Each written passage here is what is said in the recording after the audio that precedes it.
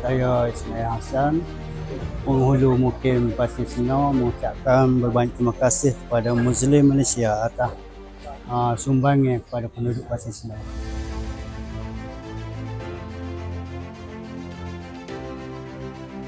Muslim Malaysia ini adalah satu badan NGO. Kita ni pertubuhan bukan kerajaan, dan kami ni Muslim Malaysia ini tidak terlibat dengan mana-mana badan parti politik. Jadi agaknya sedikit sebanyak otak infak itu dapatlah agak meringankan sedikit beban, insya-Allah deh.